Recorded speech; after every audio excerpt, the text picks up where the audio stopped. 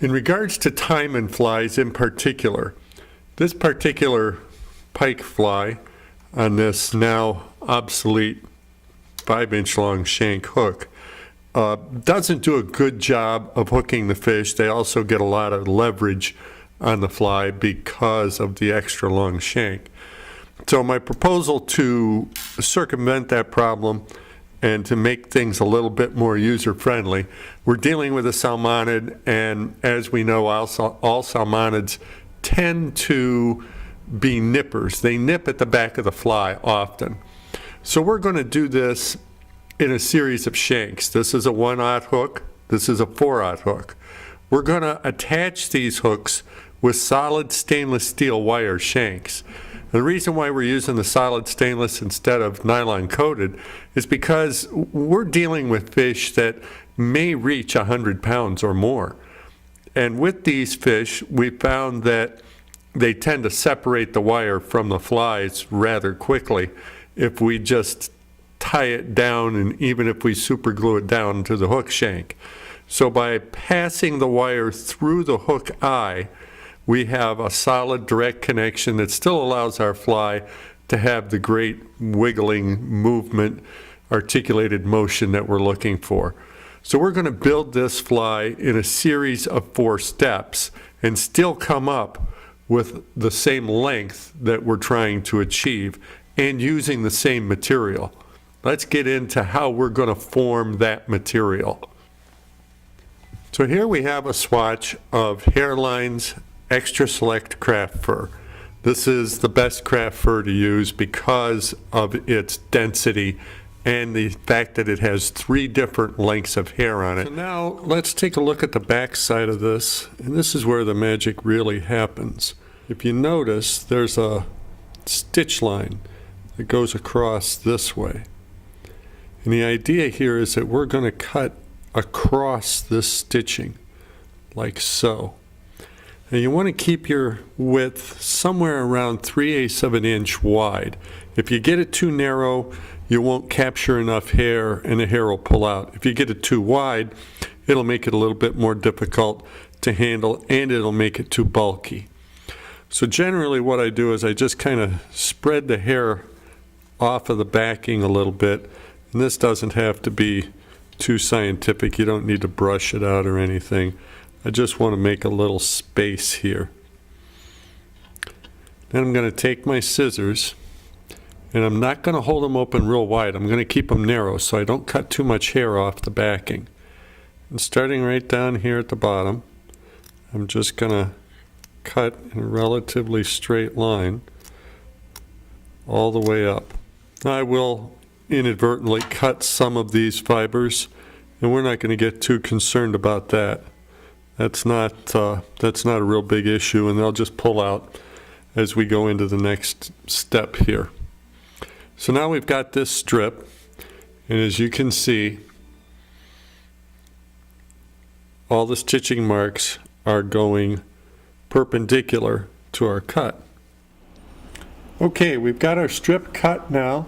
All we have to do is grab both ends. I'm going to squeeze the ends together here,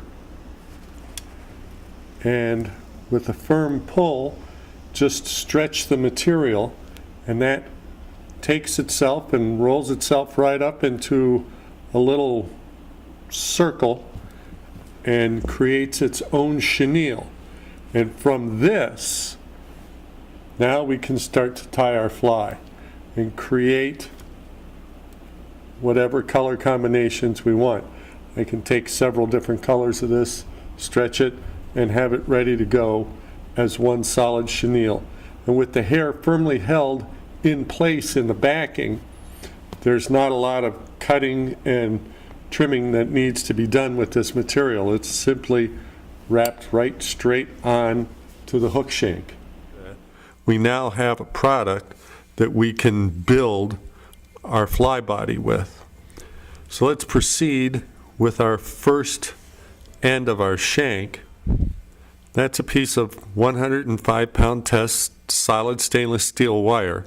And the reason for putting this little wrap down here is just to give me some place to hold it securely in my fly tying vise. I've bent this wire by hand using a simple jeweler's pliers. It bends readily. It's easy to work with. You take a piece of the wire, and I usually start about an inch back, and depending on how large a diameter of ring I want to put in it, depends on where I start on the pliers. I usually start about 1/8 to 3/16 of an inch up. I'll bend the wire back first, just about 90 degrees, not quite, maybe 70 degrees or so. And I'll wrap that all the way around the jaw. So I'm at this point. I'll continue wrapping till I come all the way back around. And I'll grab that right down about even with the kink that I put in the first time and just bend the wire back. That will give me a nice small diameter ring that I'm looking for. So now that I've got my ring made, and this is 125-pound test wire, roughly 57 kilograms. All I do is I put a little loop on the end of it, just enough to hold it in my vise. So I'm just going to trim the wire, grab the wire, and just rotate this around my pliers to get to my desired length. And it can be trimmed off afterwards if you want to trim it off. Usually I leave it on because it helps to keel the fly up in the back and keep it swimming straight. And I'll make sure that I have this perpendicular so that when I place it on my wire that I've already made to hold the hook on, this goes through the hook eye, and this small diameter wire still doesn't interfere with the hook eye. These two will fit together like so, and there's my articulation. And I can keep building that as many times as I want to, going forward to whatever length I want to create.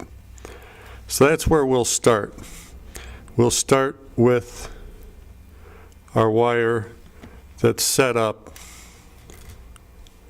for the tail of the fly. And we'll just keep working our way forward until we get all the way to the front end. Let's have some fun.